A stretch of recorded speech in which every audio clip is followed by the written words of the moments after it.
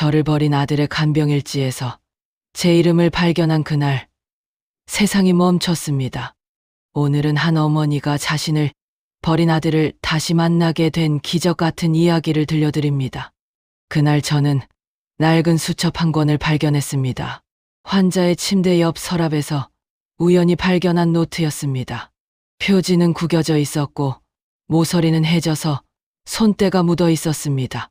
첫 페이지를 펼쳤을 때 보인 글자는 엄마 단 2글자로 시작된 떨리는 글씨였습니다. 그 밑에는 이렇게 적혀 있었습니다. 오늘은 밥을 삼켰다. 간병인이 해준 죽이 이상하게 익숙했다. 마치 어릴 적 엄마가 끓여주던 그 맛 같았다. 왜 이렇게 마음이 편안한지 모르겠다. 제 손이 떨렸습니다. 심장이 빠르게 뛰기 시작했습니다. 이상한 예감이 들었습니다. 다음 페이지를 넘겼습니다. 간병인의 손길이 따뜻하다. 이 손 어디선가 느껴본 것 같다. 엄마 손 같다. 하지만 그럴 리 없다. 엄마는 나를 용서하지 않으셨을 테니까. 또 다음 페이지에는 이런 글이 적혀 있었습니다. 나는 엄마를 버렸다. 그래서 나도 버림받았다.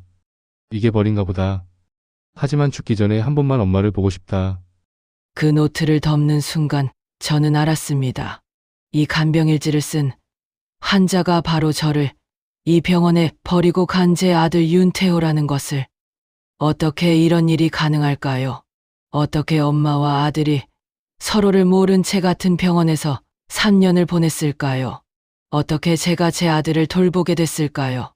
지금부터 들려드릴 이야기는 실제로 있었던 일입니다. 한치의 과장도 없는 진짜 이야기입니다. 2024년 경기도의 한 요양병원에서 실제로 일어난 일입니다. 여러분도 혹시 버려진 적이 있으신가요? 아니면 누군가를 버린 기억이 있으신가요? 혹시 연락하지 못하고 있는 가족이 계신가요? 용서하지 못한 사람이 있으신가요? 그렇다면 이 이야기가 여러분의 마음 깊은 곳까지 닿을 겁니다. 자, 그럼 이제 본격적으로 이야기를 시작해 볼까요? 편안하게 앉으셔서 끝까지 들어주세요. 이 이야기는 여러분의 인생도 바꿀 수 있습니다. 제 이름은 박순자입니다. 올해 나이 68입니다. 평범한 이름이죠. 우리나라 여성 중에 순자라는 이름을 가진 분들이 참 많습니다. 제 인생도 평범했습니다. 1978년 23세 나이에 결혼했습니다. 남편 윤기철은 건설 현장에서 일했습니다. 월급은 많지 않았지만 성실한 사람이었습니다. 결혼 2년 차인 1979년에 아들을 낳았습니다. 아들 이름은 윤태호라고 지었습니다. 크게 될 아이라는 뜻으로 태호라는 이름을 지었습니다. 아들은 건강하게 잘 자라줬습니다. 밥도 잘 먹고 잠도 잘 자는 순한 아이였습니다. 유치원에 다닐 때는 선생님께 칭찬도 많이 받았습니다. 초등학교에 들어가서는 공부도 곧잘 했습니다. 중학교 때는 반에서 10등 안에 들었고 고등학교는 인문계를 갔습니다. 대학도 지방 국립대학에 합격했습니다. 등록금이 저렴해서 다행이었습니다. 그렇게 평범하게 살았습니다. 가난했지만 행복했습니다. 셋이서 좁은 집에 살았지만 웃음소리가 끊이지 않았습니다. 하지만 행복은 오래가지 않았습니다. 인생이란 게 그렇더군요. 좋은 날만 계속되지 않습니다. 남편이 세상을 떠난 건 2014년 가을이었습니다. 아들이 대학을 졸업하고 직장을 다니기 시작한 지 3년째 되던 해였습니다. 그날도 평범한 날이었습니다. 남편은 아침 6시에 일어나 세수를 하고 밥을 먹었습니다. 다녀오겠습니다. 현관문을 나서며 그렇게 인사했습니다. 조심해서 다녀와요. 저는 그렇게 대답했습니다. 그게 마지막 대화가 될 줄은 몰랐습니다. 점심때쯤 전화벨이 울렸습니다. 모르는 번호였습니다. 여보세요. 보호자분이신가요? 낯선 여자 목소리였습니다. 네, 그런데요. 환자분이 심근경색으로 쓰러지셨습니다. 지금 응급실에 계세요. 빨리 오시는 게 좋겠습니다. 머릿속이 하얘졌습니다. 손에 들고 있던 국자가 바닥에 떨어졌습니다.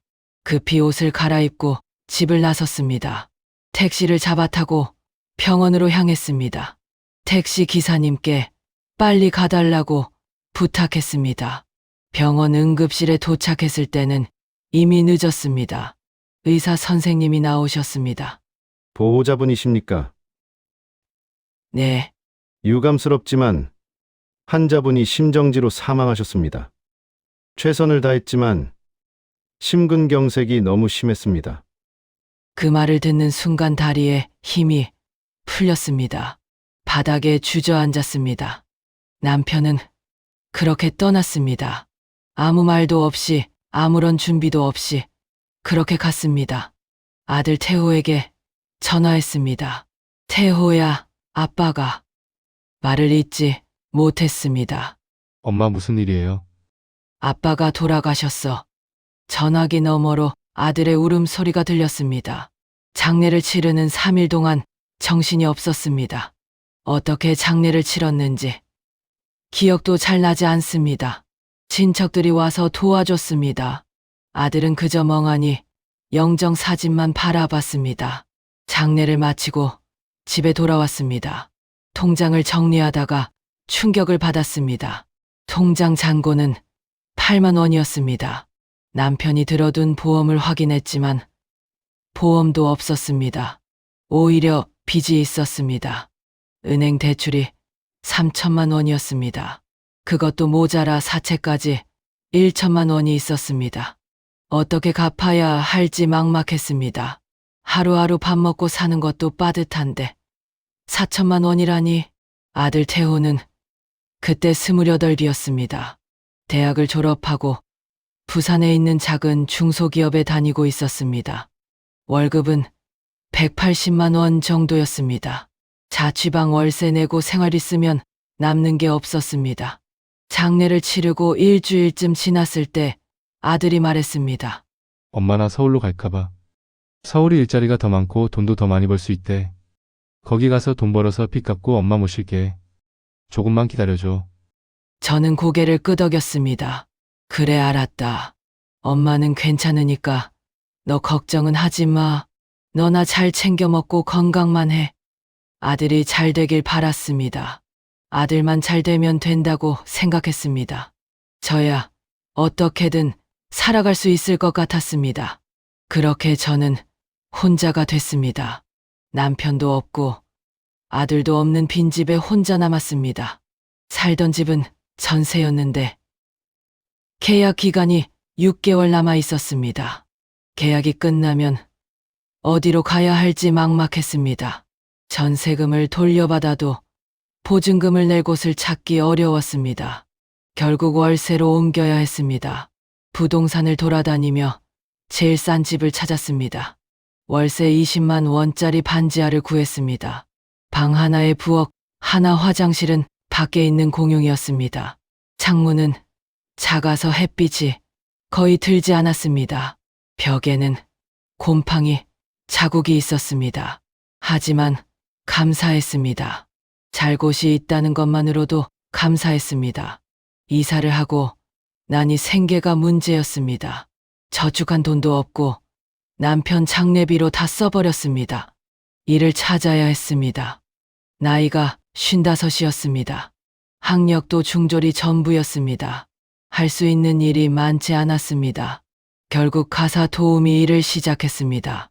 남의 집에 가서 청소하고 빨래하고 요리하는 일이었습니다. 아침 7시에 첫 집에 가서 9시까지 일했습니다. 한 집당 3만 원을 받았습니다. 점심시간을 빼고 오후에 2집을 더 갔습니다. 하루에 9만 원을 벌었습니다. 주 6일을 일하면 한 달에 200만 원 정도 벌었습니다.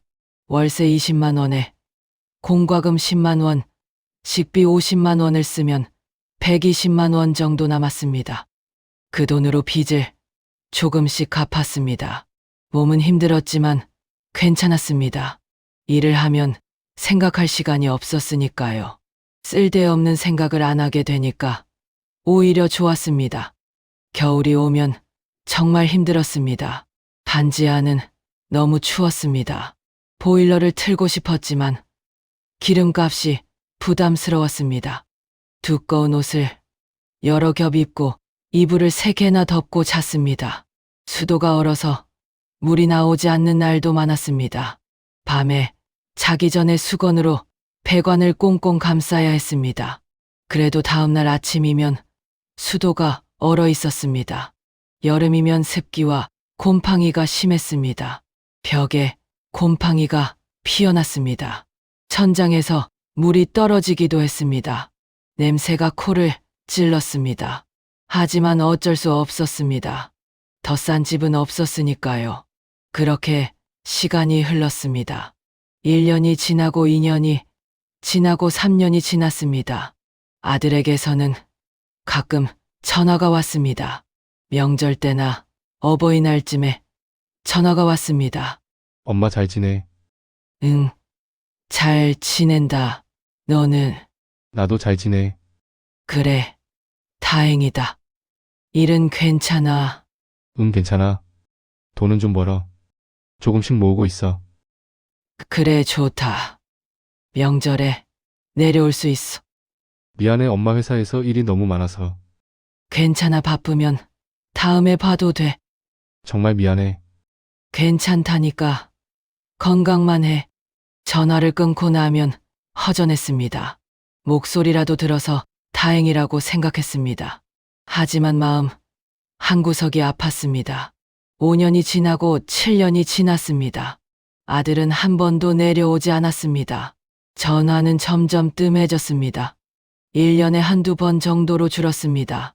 어버이날에도 전화가 오지 않는 해가 생겼습니다. 저는 점점 익숙해졌습니다. 혼자 사는 것에 익숙해졌습니다. 외로움에도 익숙해졌습니다. 기대하지 않으면 실망하지 않는다는 것도 배웠습니다. 그러던 어느 날이었습니다. 2024년 2월 14일 새벽이었습니다. 화장실을 가려고 일어났는데 갑자기 머리가 지끈거렸습니다. 너무 아팠습니다. 경험해본 적 없는 통증이었습니다. 휘청거리며 화장실 문을 잡았습니다. 그런데 온몸에 힘이 풀렸습니다. 다리가 휘청거렸습니다. 그대로 바닥에 쓰러졌습니다. 입을 벌려 소리를 내려고 했지만 소리가 나오지 않았습니다. 왼쪽 팔이 움직이지 않았습니다. 왼쪽 다리도 마비된 것 같았습니다. 얼마나 그렇게 누워 있었을까요? 정신이 흐릿했습니다. 의식이 왔다 갔다 했습니다. 아침이 됐는지 창문 틈으로 희미한 빛이 들어왔습니다. 누군가 문을 두드렸습니다. 순자 씨 계세요. 집주인 아주머니 목소리였습니다. 저는 신음소리를 냈습니다. 작은 소리였지만 아주머니가 들으신 것 같았습니다. 순자 씨 괜찮으세요? 문을 두드리는 소리가 더 급해졌습니다. 들어갈게요. 문이 열렸습니다. 아주머니가 방 안으로 들어왔습니다. 아이고, 이게 무슨 일이야? 순자 씨 정신 차려요. 119가 왔습니다. 앰뷸런스에 실렸습니다. 사이렌 소리가 요란했습니다. 천장이 빙글빙글 돌았습니다. 병원에서 눈을 뜬 건 그날 오후였습니다. 천장이 하얗게 보였습니다. 형광등 불빛이 눈부셨습니다. 의사 선생님이 말했습니다. 뇌경색입니다. 왼쪽 반신이 많이 마비됐어요. 빨리 발견해서 다행입니다. 치료를 받으셔야 합니다. 보호자가 계신가요? 저는 고개를 끄덕였습니다. 아들이 있어요. 간호사가 제 핸드폰에서 아들 번호를 찾았습니다. 전화를 걸었습니다. 다음 날 아침 아들이 왔습니다. 10년 만이었습니다. 정확히는 10년 3개월 만이었습니다. 병실 문이 열렸을 때 저는 아들인지 몰라볼 뻔했습니다. 아들은 너무 많이 변해 있었습니다. 얼굴에 살이 빠져 광대뼈가 툭 튀어나왔습니다. 눈가에 주름이 깊게 패였습니다. 머리카락에는 흰머리가 듬성듬성 섞여 있었습니다. 겨우 38인데 40 후반처럼 보였습니다. 엄마, 아들이 다가왔습니다. 많이 아팠어요. 괜찮아요? 저는 말하고 싶었습니다. 괜찮아, 걱정하지 마. 너 보니까 좋다. 하지만 입이 잘 안 열렸습니다. 그런 소리만 났습니다. 아들은 제 손을 잡았습니다. 손이 차가웠습니다.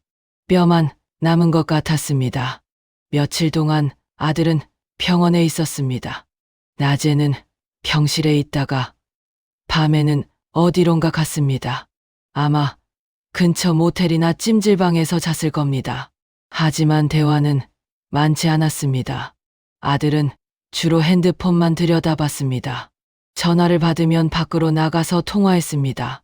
일주일쯤 지났을 때 아들이 말했습니다. 엄마 요양원으로 모시려고 해요.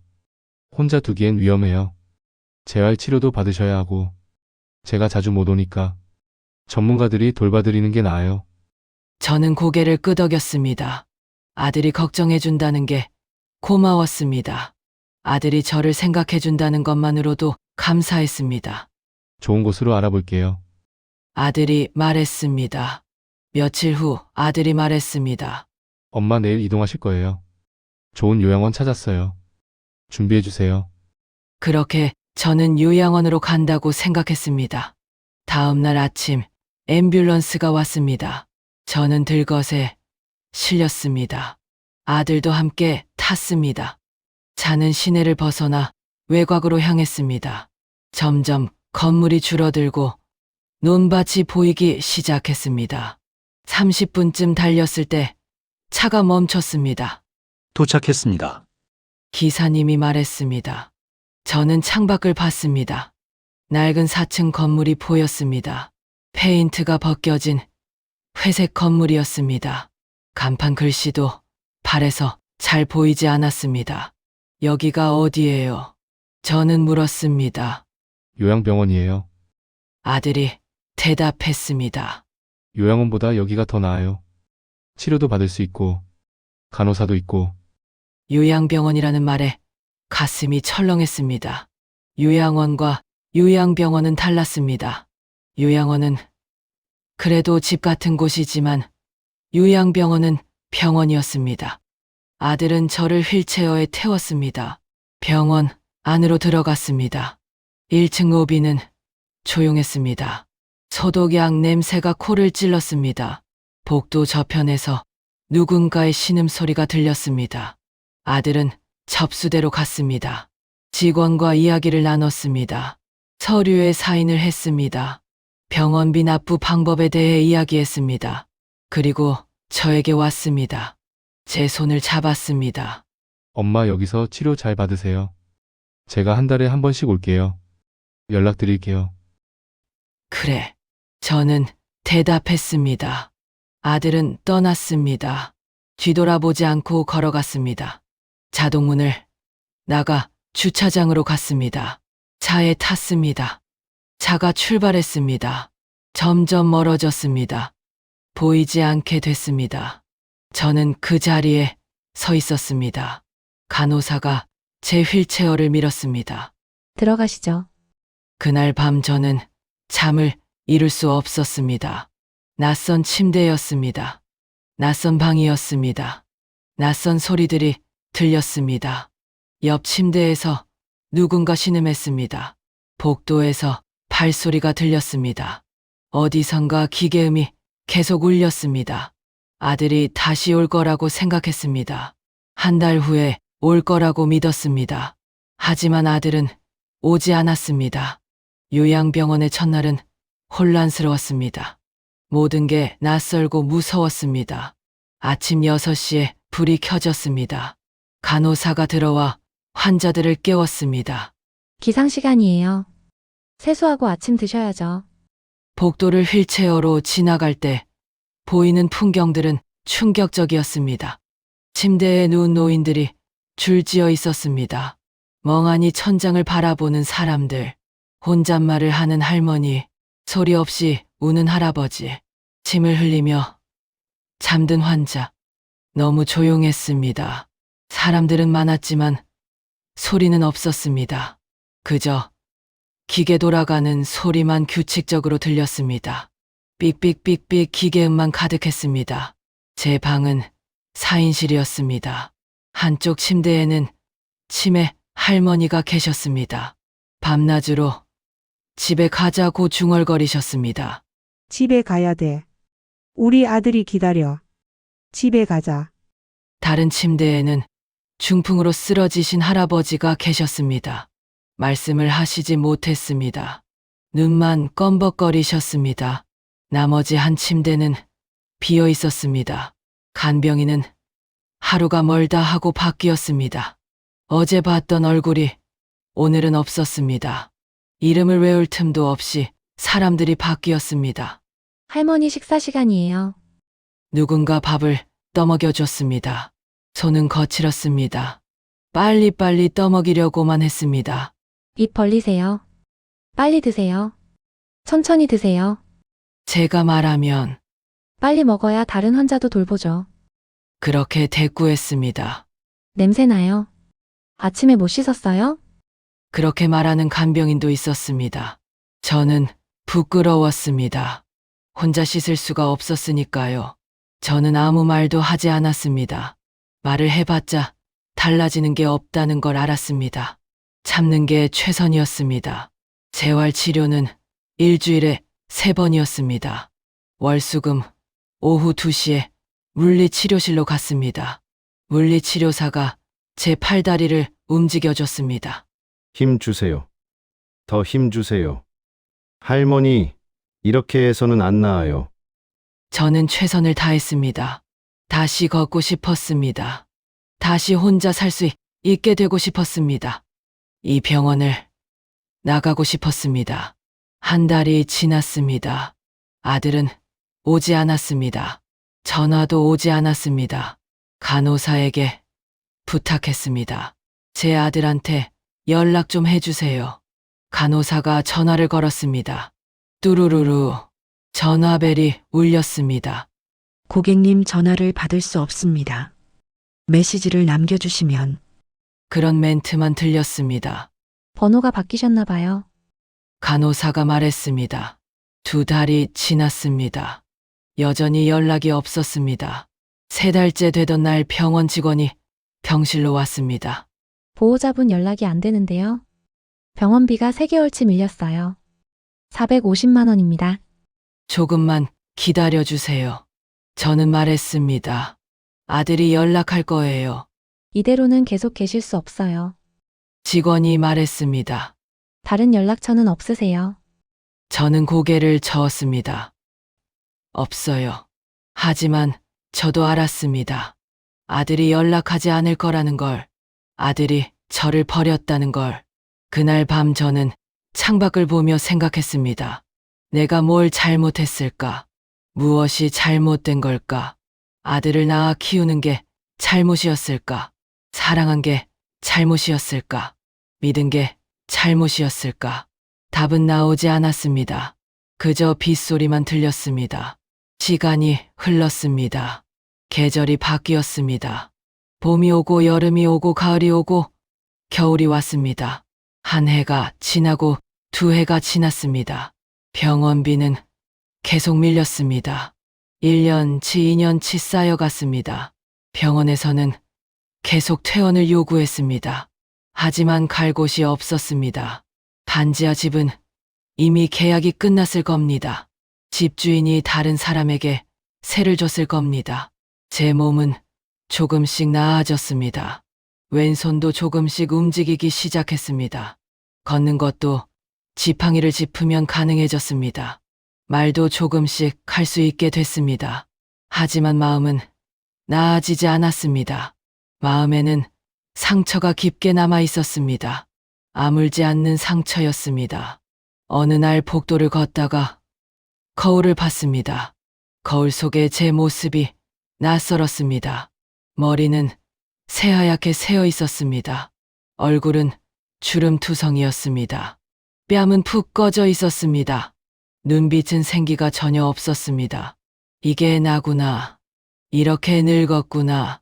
그때 누군가 제 옆을 지나갔습니다. 다른 환자의 가족이었습니다. 젊은 여자분이었습니다. 어머니로 보이는 환자를 휠체어에 태우고 있었습니다. 엄마 오늘 날씨 정말 좋죠. 밖에 나가서 산책해요. 엄마 좋아하는 꽃도 피었어요. 환자는 웃었습니다. 딸의 손을 꼭 잡았습니다. 저는 그 모습을 보며 눈물이 났습니다. 복도 한 구석에 서서 소리 없이 울었습니다. 왜 나는 버려졌을까? 왜 나는 혼자일까? 내가 무슨 죄를 지었길래? 여러분도 이런 생각 해보신 적 있으신가요? 왜 나만 이렇게 힘들까? 왜 나만 외로울까? 하지만 저는 곧 알게 됐습니다. 저만 그런 게 아니라는 걸. 그러던 어느 날이었습니다. 3년째 되던 해 2024년 7월 병원장님이 저를 부르셨습니다. 병원장실로 갔습니다. 순자 씨, 병원장님이 말했습니다. 병원비가 많이 밀려 있어요. 3년 치가 넘어요. 이대로는 곤란해요. 죄송합니다. 저는 고개를 숙였습니다. 순자 씨 몸 상태가 많이 좋아졌더라고요. 혹시 우리 병원에서 간병 보조 일 하실래요? 물론 돈은 많이 못 드리지만 병원비 일부는 면제해 드릴게요. 식사도 제공하고 생각해 보세요. 저는 고개를 끄덕였습니다. 하겠습니다. 감사합니다. 가만히 있는 것보다는 나았습니다. 무언가 하는 게 나았습니다. 사람들을 돕는 게 의미 있을 것 같았습니다. 그렇게 저는 간병 보조 일을 시작했습니다. 간병 보조 일은 생각보다 힘들었습니다. 하지만 나쁘지 않았습니다. 오히려 좋았습니다. 아침 6시에 일어나서 환자분들 기상을 도왔습니다. 세수물을 받아들이고 수건을 챙겼습니다. 침대 시트를 갈고 방을 정리했습니다. 아침 7시에는 식사 보조를 했습니다. 환자분들께 밥을 떠먹여 드렸습니다. 혼자 드실 수 없는 분들을 위해서요. 천천히 떠먹이며 말을 걸었습니다. 맛있으세요. 천천히 드세요. 오늘 날씨 참 좋아요. 점심시간에는 식사 배식을 도왔습니다. 무거운 식판을 들고 병실을 돌았습니다. 환자분들께 밥을 나눠 드렸습니다. 오후에는 산책 보조를 했습니다. 휠체어를 밀고 병원 정원을 돌았습니다. 날씨 좋은 날이면 환자분들이 좋아하셨습니다. 아, 햇빛 따뜻하네. 바람 시원하다. 살 것 같아. 저녁에는 청소를 했습니다. 복도를 닦고 화장실을 청소하고 쓰레기를 버렸습니다. 처음엔 몸이 힘들었습니다. 하지만 점점 익숙해졌습니다. 무엇보다 시간이 빨리 갔습니다. 생각할 시간이 없어서 좋았습니다. 일을 하다 보니 알게 됐습니다. 저처럼 버려진 사람들이 정말 많다는 것을. 302호 할머니는 자식이 4명이나 됐지만 아무도 찾아오지 않았습니다. 다들 바쁜가 봐. 할머니는 그렇게 말하며 창밖만 바라봤습니다. 405호 할아버지는 명절 때만 손자가 잠깐 왔다가 갔습니다. 10분 정도 얼굴만 비추고 가셨습니다. 할아버지 잘 지내세요. 네, 그래, 잘 가거라. 210호 환자는 보호자란에 없음이라고 적혀 있었습니다. 연고자가 아예 없는 분이었습니다. 우리는 서로를 위로했습니다. 말없이도 알 수 있었습니다. 같은 상처를 가진 사람끼리는 서로를 알아봤습니다. 우리끼리라도 챙겨야지. 한 할머니가 말했습니다. 가족이 없으면 우리끼리 가족이 되는 거지. 맞아요. 저도 그렇게 대답했습니다. 그렇게 시간이 흘렀습니다. 1년이 지나고 2년이 지나고 3년째가 됐습니다. 어느덧 제 나이 71가 됐습니다. 그리고 그날이 왔습니다. 2024년 8월 14일 수요일, 비가 억수같이 쏟아지는 날이었습니다. 새벽 3시쯤이었습니다. 저는 야간 당직 중이었습니다. 복도를 돌며 환자들을 확인하고 있었습니다. 갑자기 앰뷸런스 소리가 들렸습니다. 한 대가 아니었습니다. 여러 대였습니다. 응급실 쪽이 소란스러워졌습니다. 간호사들이 뛰어다녔습니다. 의사 선생님들이 급히 모여들었습니다. 중환자실 문이 열리고 닫히기를 반복했습니다. 무슨 일이에요? 저는 간호사에게 물었습니다. 교통사고 환자래요. 고속도로에서 큰 사고가 났대요. 여러 대가 연쇄 추돌했대요. 환자가 많아요. 아침이 되자 조금 조용해졌습니다. 저는 복도를 청소하고 있었습니다. 그때 병원장님이 지나가셨습니다. 순자 씨, 새로 들어온 환자분 간병 좀 도와주세요. 젊은 남자분인데 상태가 심각해요. 보호자가 없어서 사람이 필요해요. 네, 알겠습니다. 저는 중환자실로 갔습니다. 유리창 너머로 보이는 침대들이 있었습니다. 그중 한 침대에 환자가 누워 있었습니다. 온몸에 붕대가 감겨 있었습니다. 얼굴도 부어서 제대로 보이지 않았습니다. 기계들이 환자와 연결돼 있었습니다. 삑삑삑삑 기계음이 규칙적으로 울렸습니다. 간호사가 말했습니다. 차량 전복 사고래요. 혼자 운전하다가 중앙선을 넘었대요. 척추를 심하게 다쳐서 하반신 마비래요. 머리도 심하게 다쳐서 아직 의식이 없고요. 가족 연락처도 없대요. 차에서 발견된 게 핸드폰이랑 지갑뿐이래요. 나이는 얼마나 되셨어요? 제가 물었습니다. 45세요. 젊은데 정말 안 됐어요. 며칠이 지났습니다. 환자는 중환자실에서 일반 병실로 옮겨졌습니다. 하지만 여전히 눈을 뜨지 못했습니다. 저는 그 환자의 간병을 맡게 됐습니다. 매일 아침 환자의 몸을 닦아드렸습니다. 세수를 시켜드리고 침대를 정리했습니다. 링거를 확인하고 기저귀를 갈았습니다. 비록 의식이 없어도 청결은 중요했습니다. 매일 깨끗하게 닦아드렸습니다. 침대 시트도 자주 갈았습니다. 일주일째 되던 날이었습니다. 제가 환자의 팔을 닦고 있을 때였습니다. 갑자기 환자가 신음소리를 냈습니다. 저는 깜짝 놀라서 손을 멈췄습니다. 환자의 눈꺼풀이 떨렸습니다. 손가락이 움찔했습니다. 간호사님, 저는 급히 간호사를 불렀습니다. 간호사가 왔고 의사 선생님이 오셨습니다. 검사를 했습니다. 의식이 돌아오고 있습니다. 의사 선생님이 말했습니다. 아주 좋은 신호예요. 계속 지켜봐야겠습니다. 그날 밤 저는 환자 곁에 앉아 있었습니다. 야간 당직이었습니다. 병실은 조용했습니다. 기계 소리만 규칙적으로 들렸습니다. 삑삑 삑삑. 저는 환자의 손을 닦아주고 있었습니다. 갑자기 환자의 손이 움찔했습니다. 그리고 입술이 떨렸습니다. 무언가 말하려는 것 같았습니다. 저는 귀를 가까이 대었습니다. 엄마, 그 한마디에 제 심장이 멈추는 것 같았습니다. 세상에서 가장 익숙한 목소리였습니다. 10년이 지났어도 잊을 수 없는 목소리였습니다. 제 손이 떨렸습니다. 숨이 막혔습니다. 엄마 미안해. 환자가 다시 중얼거렸습니다. 저는 침대 옆 차트를 집었습니다. 손이 너무 떨려서 차트를 제대로 잡을 수가 없었습니다. 겨우 펼쳤습니다. 이름 윤태호.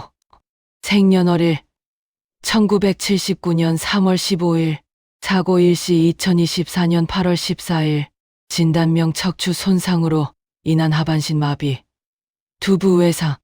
제 손에서 차트가 떨어졌습니다. 바닥에 떨어진 차트를 보며 저는 그 자리에 주저앉았습니다.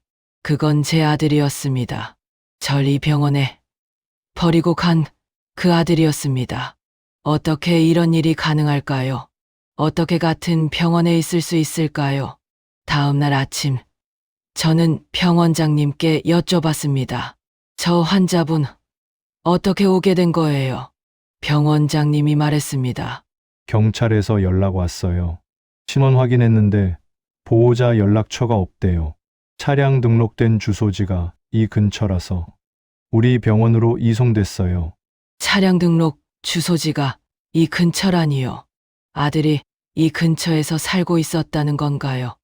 3년 동안 가까운 곳에 있었던 건가요? 왜 오지 않았던 걸까요? 왜 연락하지 않았던 걸까요? 그날 밤 저는 아들의 병실로 갔습니다. 아들은 여전히 눈을 감고 있었습니다. 숨소리만 들렸습니다. 저는 아들의 손을 잡았습니다. 10년 만에 잡는 손이었습니다. 뼈만 남은 것 같았습니다. 거칠었습니다. 태호야. 저는 작은 목소리로 말했습니다. 엄마야. 하지만 대답은 없었습니다. 여러분 만약 여러분이라면 어떻게 하시겠어요? 여러분을 버린 자식을 돌볼 수 있으시겠어요? 잠깐 생각해 보시고 계속 들어주세요. 그 후로 저는 아들의 간병을 계속 맡았습니다. 병원장님께는 말하지 않았습니다. 제가 돌보겠습니다. 그렇게만 말했습니다. 왜 그랬을까요? 저도 잘 모르겠습니다. 원망스러웠지만 그냥 내버려둘 수가 없었습니다.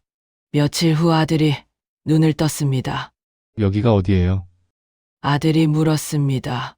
목소리는 약했습니다. 병원이에요. 저는 대답했습니다. 교통사고를 당하셨어요. 아들은 천장을 바라봤습니다. 그리고 다리를 움직이려고 했습니다.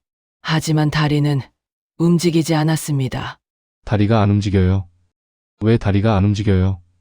의사 선생님이 설명했습니다. 척추 손상으로 하반신이 마비됐습니다. 현재로선 걷기 어렵습니다. 재활 치료를 해봐야 알 수 있습니다. 아들은 아무 말도 하지 않았습니다. 그저 천장만 바라봤습니다. 눈물이 흘렀습니다. 며칠이 지나고 아들이 처음으로 제게 물었습니다. 간병인 분은 여기 계신 지 오래되셨어요.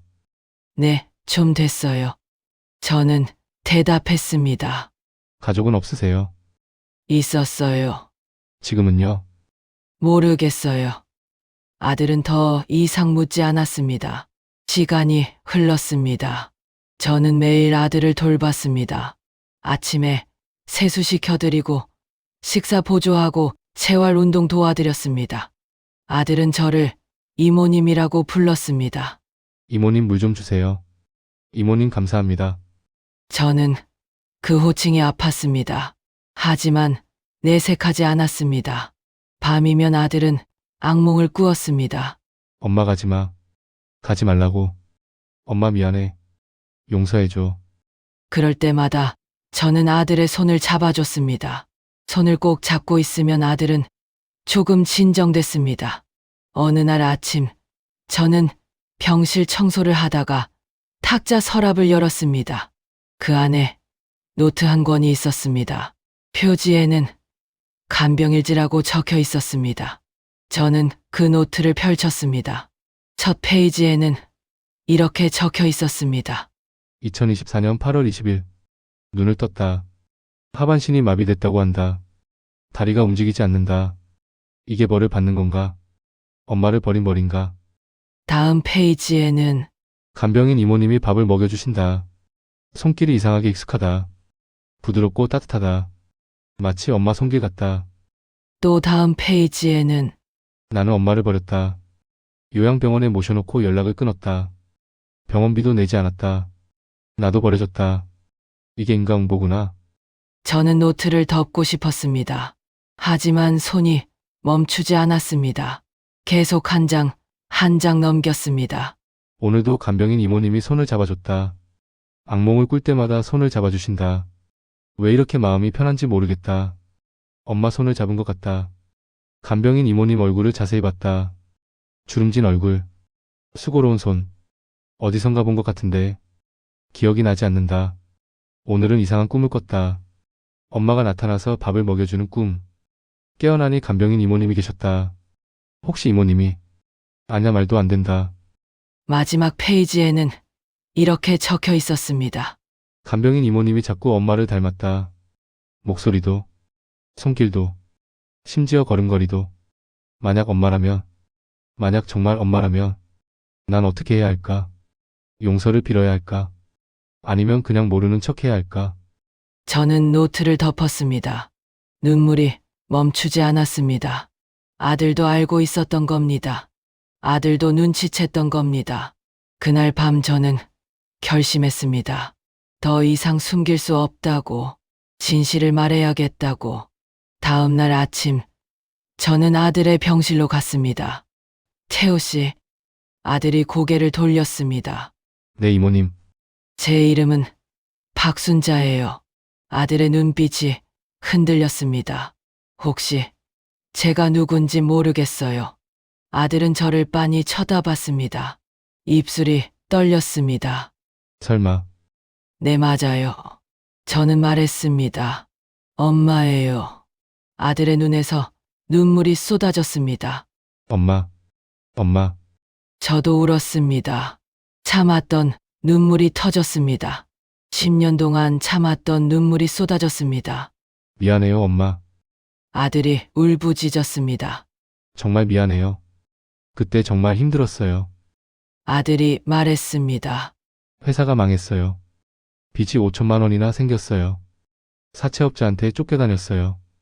병원비도 감당이 안 됐어요. 그래서. 알아. 저는 말했습니다. 그래도 버리면 안 되는 건데. 찾아뵙지 못한 게, 전화도 못 드린 게, 다 제 잘못이에요. 괜찮아.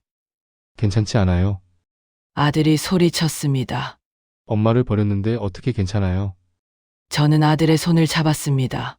이제 됐어. 이제 그만 울어. 다 지난 일이야. 엄마는 왜, 아들이 물었습니다. 왜 나를 돌봐주신 거예요? 나를 버렸어야 했잖아요. 나한테 원망해야 했잖아요. 내가 내 아들이니까. 저는 엄마를 버렸는데요. 그래도 넌 내 아들이야. 엄마가 널 안 돌보면 누가 돌보니? 우리는 한참을 울었습니다. 10년 동안 쌓였던 것들이 한꺼번에 쏟아졌습니다. 그날 이후 아들은 저를 엄마라고 불렀습니다. 엄마 밥 맛있어요. 엄마 오늘 날씨 좋네요. 엄마 고마워요. 매일같이 고맙다고 했습니다. 매일같이 미안하다고 했습니다. 이제 그만 미안해하렴. 저는 말했습니다. 엄마는 내가 행복하면 돼. 하지만 아들은 행복해 보이지 않았습니다. 무언가 마음에 걸리는 듯 했습니다. 어느 날 아들이 말했습니다. 엄마, 제가 걷지 못해도 엄마 곁에 있을 수 있을까요? 당연하지. 하지만 저는 엄마께 짐이 될 텐데요. 넌 짐이 아니야. 넌 내 아들이야. 아들은 고개를 숙였습니다. 제가 다시 일어나면 엄마를 제대로 모시고 싶어요. 작은 집이라도 구해서 엄마랑 같이 살고 싶어요. 맛있는 거 해드리고 여행도 가고. 그래, 그렇게 하자. 저는 말했습니다. 엄마도 그러고 싶어. 그날 밤 저는 처음으로 평온한 마음으로 잠들었습니다. 하지만 그 평온함은 오래가지 못했습니다. 2주 후 아들이 갑자기 열이 났습니다. 38도 5분이에요. 간호사가 말했습니다. 열이 계속 오르고 있어요. 의사 선생님이 오셨습니다. 검사를 했습니다. 폐렴 증상이 보여요. 의사 선생님이 말했습니다. 하반신 마비 환자들은 폐렴이 치명적이에요. 중환자실로 옮겨야겠습니다. 아들은 다시 중환자실로 갔습니다. 저는 유리창 너머로 아들을 봤습니다. 산소 마스크를 쓴 아들, 기계에 연결된 아들. 며칠이 지났습니다. 아들의 상태는 나아지지 않았습니다. 오히려 악화됐습니다. 면회 가능한가요? 저는 간호사에게 물었습니다. 10분만 들어가세요. 저는 중환자실로 들어갔습니다. 아들은 눈을 뜨고 있었습니다. 엄마, 아들의 목소리는 아주 약했습니다. 여기 있어. 저는 아들의 손을 잡았습니다. 엄마 미안해요. 약속 못 지킬 것 같아요. 무슨 소리야? 금방 나을 거야. 아니에요. 저 느껴요. 제 몸이 점점 차가워지는 게 느껴져요. 그런 소리 하지 마. 엄마, 이번 생은 제가 잘못 살았어요. 다음 생에는 제가 엄마 아들로 태어나고 싶어요. 그때는 엄마 잘 모실게요. 효자 될게요. 저는 울었습니다. 아니야. 이번 생이 끝나지 않았어. 우리 이제부터 잘 살면 돼. 하지만 아들은 고개를 저었습니다. 엄마 살아줘서 고마워요. 나 때문에 힘들었을 텐데 끝까지 저를 돌봐줘서 고마워요. 태호야, 엄마 사랑해요.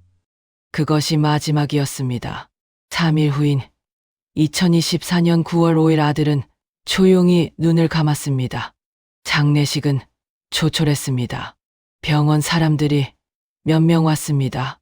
아들의 지인들이 몇 명 왔습니다. 태호 씨가 항상 어머니 얘기를 했어요.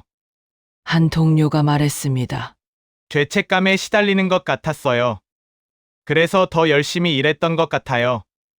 어머님께 돈을 보내려고요. 돈을 보냈다고요. 네, 매달 이체하셨어요. 근데 항상 반송됐대요. 계좌번호가 잘못됐는지. 그제야 알았습니다. 아들이 연락하지 않은 게 아니라 제가 연락을 받지 못했던 거였습니다. 남편이 돌아가신 후 통장을 정리하면서 계좌를 하나 닫았었습니다. 그 계좌로 아들이 돈을 보냈던 겁니다. 3일장을 치르고 병원으로 돌아왔습니다. 병원장님이 봉투 하나를 건넸습니다. 태호 씨가 남긴 편지예요. 돌아가시기 전날 간호사에게 주셨대요. 저는 봉투를 열었습니다. 편지에는 이렇게 적혀 있었습니다. 엄마, 이 편지를 읽으실 때쯤이면 저는 없을 거예요. 미안해요, 약속을 못 지켜서. 하지만 후회는 없어요. 마지막에 엄마를 만났으니까요. 엄마 손을 잡았으니까요. 엄마 제발 오래 사세요. 행복하세요. 다음 생에 꼭 다시 만나요. 그때는 제가 엄마를 간병할게요. 사랑합니다. 저는 편지를 가슴에 안았습니다. 그리고 한참을 울었습니다. 여러분, 용서한다는 건 쉽지 않습니다. 하지만 용서하지 않으면 결국 자신이 더 아픕니다. 저는 아들을 용서했습니다. 아니, 용서할 것도 없었습니다. 그냥 사랑했을 뿐입니다. 지금도 저는 이 병원에서 간병인으로 일합니다. 누군가의 가족을 대신해 누군가의 손을 잡아줍니다. 가끔은 병실 창가에 서서 아들 이름을 불러봅니다. 태호야, 오늘 날씨 좋다. 태호야, 엄마 잘 지내. 태호야, 보고 싶어. 바람이 살짝 불어옵니다. 마치 대답하는 것처럼요. 여러분, 혹시 연락하지 못한 가족이 있으신가요? 혹시 용서하지 못한 사람이 있으신가요? 오늘 연락해보세요. 오늘 용서해보세요. 내일은 너무 늦을 수 있습니다. 제 이야기가 여러분의 마음에 닿았기를 바랍니다. 인생 연출소는 여러분의 이야기를 기다립니다. 여러분의 삶도 누군가에게 힘이 될 수 있습니다. 구독과 좋아요로 다음 이야기를 함께 해주세요. 오늘도 들어주셔서 감사합니다.